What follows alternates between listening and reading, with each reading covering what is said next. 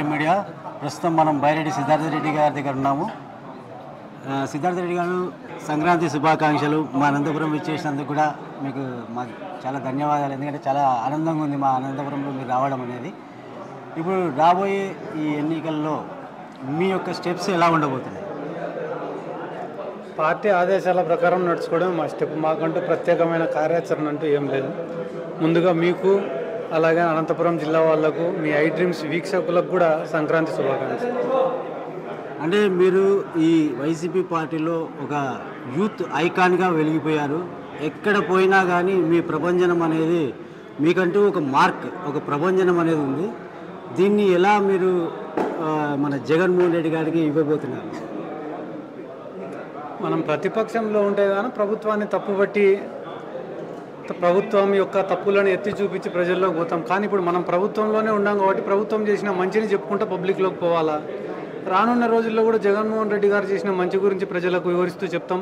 చంద్రబాబు నాయుడు గారు ఇన్ని రోజులు చేసిన మోసాల గురించి ప్రజలకు తెలియజేస్తాం, గుర్తు చేస్తాం.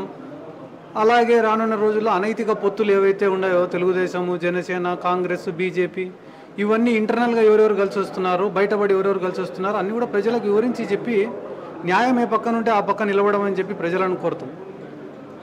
ఈ సీట్ల మార్పు అనేది ఏ విధంగా చూస్తుంది? ఇప్పుడు సీట్ల మార్పు అనేది జగన్మోహన్ రెడ్డి గారు ఈరోజు చెప్పిన విషయం కాదు కదా. దాదాపు ఒక సంవత్సరం రోజుల నుంచి గడప గడప బాగా తిరగండి, ప్రజల్లోకి వెళ్ళండి, ప్రజా సమస్యలు తెలుసుకోండి. ఎవరైతే కానీ ప్రజల్లో మంచి పేరు తెచ్చుకుంటారో, సర్వేలలో మంచి రిపోర్ట్స్ వస్తాయో వాళ్ళకందరికీ ఖచ్చితంగా టికెట్లు ఇస్తాను. ఎవరికైతే కానీ సర్వేలలో బాగా రాదో వాళ్ళని మారుస్తా, వేరే రకంగా పార్టీకి ఉపయోగించుకుంటా అని చెప్పి ఇంతకుముందే చెప్పడం జరిగింది. దాని ప్రకారమే తీసుకుంటున్నారు. ఎంతోమంది కొత్త కొత్త ఫేసెస్ వస్తున్నారు రాజకీయాల్లోకి.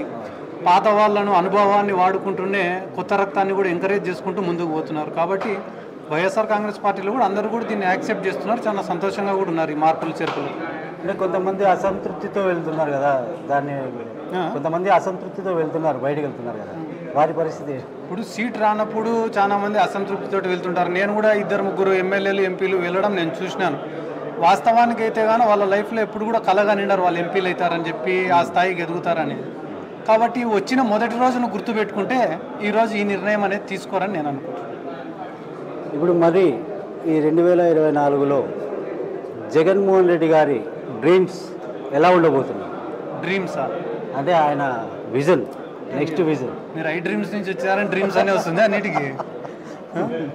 విజన్ ఏముంది, ఆయన పబ్లిక్ మంచి చేయాలని ఒకటే విజన్తో ఉన్నాడు. పబ్లిక్ అకౌంట్లో ఇంత డబ్బులు వేయడం కానీ, ఇన్ని సంక్షేమ కార్యక్రమాలు, ఇన్ని అభివృద్ధి కార్యక్రమాలు విద్యా వ్యవస్థలో కానీ, వైద్య వ్యవస్థలో కానీ, అడ్మినిస్ట్రేషన్ని ప్రజల చెంతకు తీసుకొని పోవడం కానీ, ఈ వాలంటీర్ వ్యవస్థ కానీ, సచివాలయ వ్యవస్థ కానీ, ఈ ఆరోగ్య సురక్ష ఇటువంటి ఎన్నో ప్రోగ్రామ్స్, కొన్ని వందల ప్రోగ్రాంలు చేసినాడు. కాబట్టి జగన్మోహన్ రెడ్డి గారికి ఈరోజు అంత రెప్యుటేషన్, అంత గుర్తింపు. ఈరోజు ఎమ్మెల్యే అభ్యర్థులను కూడా చూడకుండా కేవలం జగన్ని, ఫ్యాన్ని చూసి ఓటేసే పరిస్థితి వచ్చిందంటే అది దానికి ఆయన విజనే కారణం. వీళ్ళు ఇప్పుడు రాబోయే ఎన్నికల్లో పొత్తులతో వస్తున్నారు. మీ ప్రత్యర్థులు అంటే మీ ప్రతిపక్ష పార్టీలు పొత్తులతో వస్తున్నారు. ఈ పొత్తులు ఒకటే కాకోకుండా షర్మిలమ్మ గారు కూడా కాంగ్రెస్ పార్టీలో చేరి, షర్మిలమ్మ గారు కూడా మీకు ఆపోజిట్గా రాబోతున్నారు. దీని ప్రభావం ఎలా ఉండబోతున్నారు? మీరు ప్రభావం ఎలా ఉండబోతుందని అడగడమే తప్పు. ఎందుకంటే కానీ ఈ రాష్ట్రాన్ని విడగొట్టింది కాంగ్రెస్, రాష్ట్రానికి రాజధానిని లేకుండా చేసింది కాంగ్రెస్, రాష్ట్రాన్ని అప్పులపాలు చేసింది కాంగ్రెస్, విభజన చట్టంలో అన్ని హామీలను పొందుపరచకుండా రాష్ట్రాన్ని మోసం చేసింది కాంగ్రెస్. అటువంటి కాంగ్రెస్ వాళ్ళు ఇప్పుడు జనంలోకి పోతే కానీ జనాలు యాక్సెప్ట్ చేస్తారని కలలో కూడా అనుకోవద్దు. అంటే ఆ ప్రభావం ఏం చూపించదంట. నేను ఇంత స్పష్టంగా చెప్పినా కదా, ఈరోజు రాష్ట్రం ఇట్లా అయిపోయింది, ఒక రాజధాని లేకుండా అయిపోయింది అంటే దానికి కారణం ఎవరు? ప్రత్యేక హోదా రాష్ట్రానికి రాలేదంటే దానికి కారణం ఎవరు? అవన్నీ, ఆ గాయాలన్నీ ప్రజలు మర్చిపోయి ఈరోజు మళ్ళీ కాంగ్రెస్ పార్టీ వైపు చూస్తారని మీరు ఎందుకు అనుకుంటున్నారు? అంటే ప్రజల భావాలు అలా ఉన్నాయన్నమాట. అంటే ఈ పొత్తులో ఒక ఎత్తు అయితే ఇది ఒక ఎత్తులాగా కనపడుతుంది. ఇప్పుడు మీరు చెప్పినట్ల బీజేపీ రాష్ట్ర అధ్యక్షురాలు ఎవరు?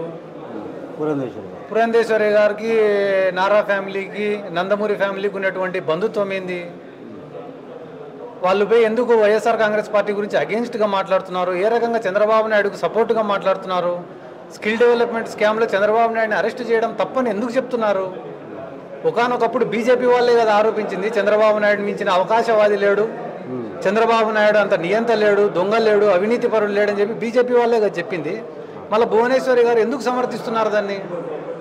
అంటే ఈ పొత్తుల గురించి నేను చెప్తున్నాను. వాళ్ళకు అవసరం అనుకుంటే మంచోళ్ళు అయిపోతారు, కాదనుకుంటే చెడ్డోళ్ళు అయిపోతారు. ఈ రాష్ట్రంలో కాంగ్రెస్ పార్టీని లేకుండా చేసింది జగన్మోహన్ రెడ్డి గారు. అటువంటి జగన్మోహన్ రెడ్డి గారిని ఏదో ఒక రకంగా దెబ్బ కొట్టాలని చెప్పి గుంటనక్కల్లా కాసుకొని కూర్చొని ఉన్నారు. కానీ పోయినసారి ఎలక్షన్స్కి ఈ ఎలక్షన్స్కి చాలా తేడా ఉంది. పోయినసారి ఎన్నికల్లో ఆయన పైన సింపతితోటి ఒక అవకాశం ఇవ్వాలా, కష్టపడుతున్నాడని అవకాశం ఇచ్చినారు. ఈసారి మాత్రం ఆయన చేసిన మంచి పనులను, సంక్షేమాలను, డెవలప్మెంట్ను చూసి అడ్మినిస్ట్రేషన్లో తెచ్చినటువంటి మార్పులు, ప్రజల చెంతకు ప్రభుత్వాన్ని తీసుకొచ్చిన నాయకునిగా గుర్తించి అంతకన్నా మంచి మెజారిటీ ఇస్తారని నేను అనుకుంటున్నాను. Thank you.